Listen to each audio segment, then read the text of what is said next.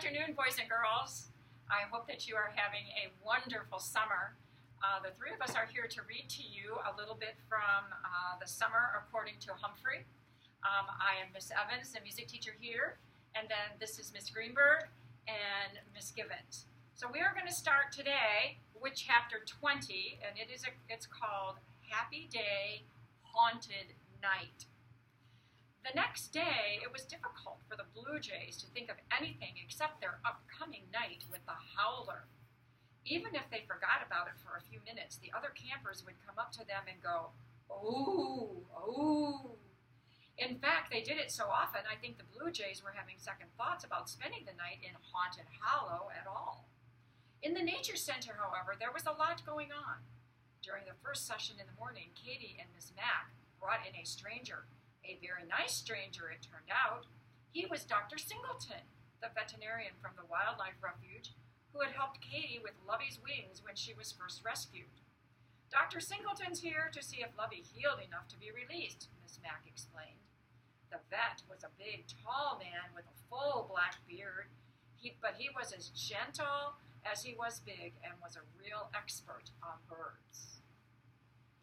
While the kids in the first session watched, he examined Lovey carefully.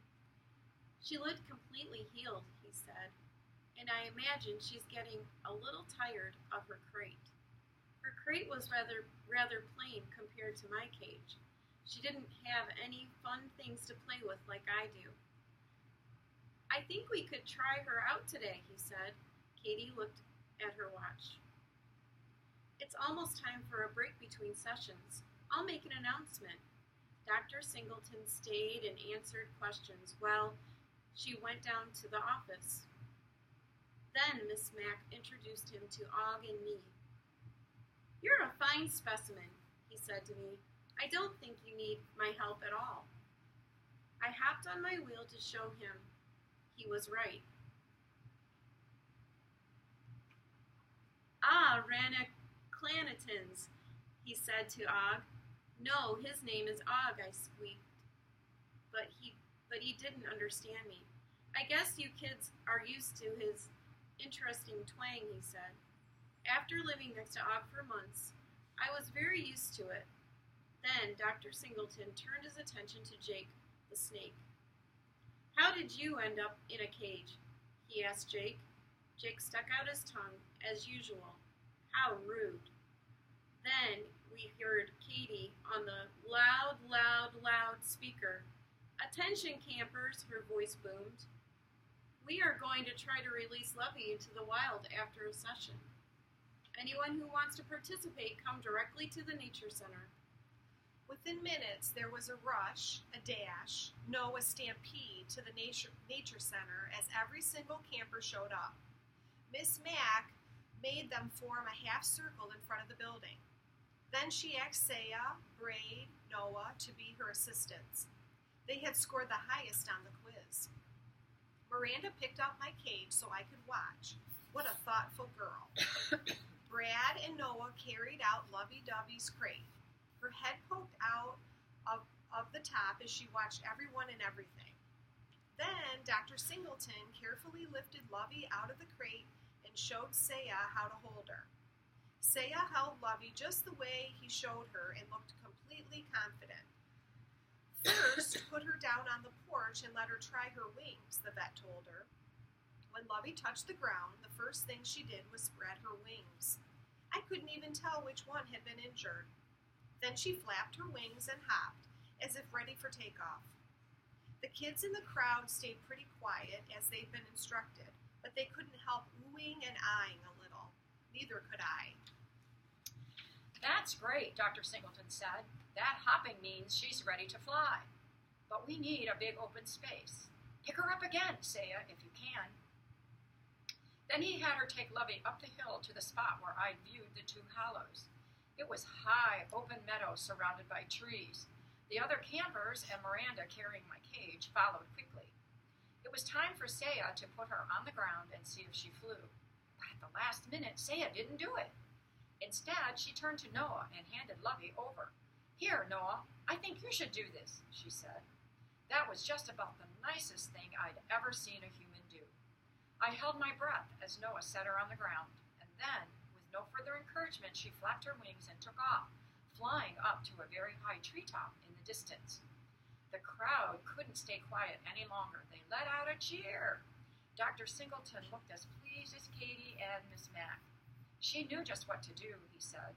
You all did a great job with her. Keep an eye out for her for a while, but I don't think there'll be a problem. Just then, Lovey flew away from the tree and circled right over the nature center.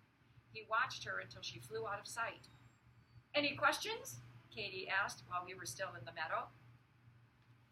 Noah slowly raised his hand. I was just wondering, what about the snake? Dr. Singleton nodded. I was thinking about him too. He looked a little confined to me. How would you feel about releasing him? Katie and Miss Mack looked out at the campers. Should we take a vote? Miss Mack asked. They hardly needed to vote at all. Just about everybody thought Jake would be happier outside of his cage. This time, Brad was the one who got to let him out of his cage. It didn't take long for Jake to slither away and disappear in the grass. Again, the crowd cheered. Boy, I heard Brad say, nothing like this ever happened at my old camp. It was a thrilling sight, seeing Lovey and Jake go free. I only hoped I wouldn't be next. But I had nothing to fear. The session was over, and I returned to the nature center. It was a little lonely there without Lovey, and I even missed Jake a little. But at least I had my friend, Rhonda Clamitons, to keep me company. Who ever knew that a little frog had such a fancy name? All of the excitement at the nature center had taken my mind off of Haunted Hollow, at least for a little while. In fact, I was so relaxed, I settled in for a long doze in the rec room. Miss Mack came in to check on Og and me. She told me that she was taking all the campers except the Blue Jays to the nearest town to see a movie. See you later, she said. Then she winked at me. I had no idea why. I managed to doze off again, but I was awakened abruptly when I heard pounding footsteps racing toward me. Humphrey Dumpty, AJ shouted excitedly. You're coming with us to Haunted Hollow. Who, me? I was astounded.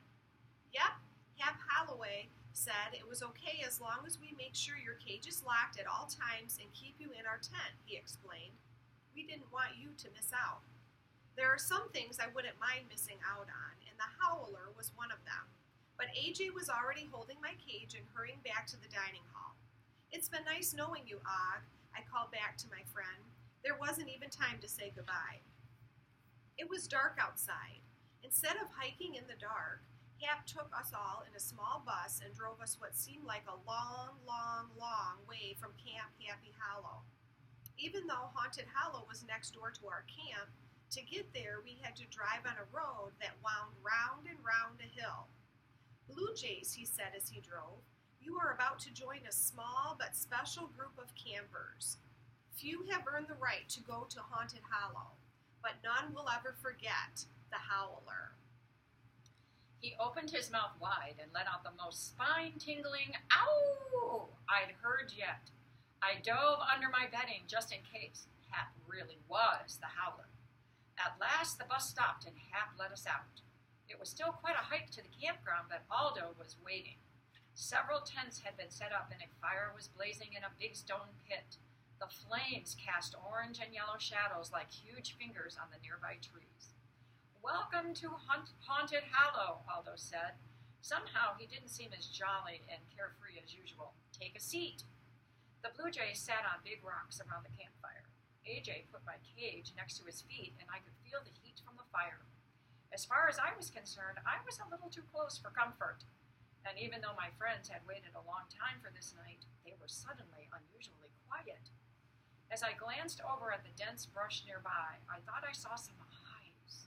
Maybe the friendly eyes of Goldenrod and her friends watching these strange humans. I hoped they were the only wild creatures hanging around. Hap stood near the fire and addressed the campers. Like Aldo, he was acting very serious. Boys, you are about to share in the secret of haunted Hallo, he began.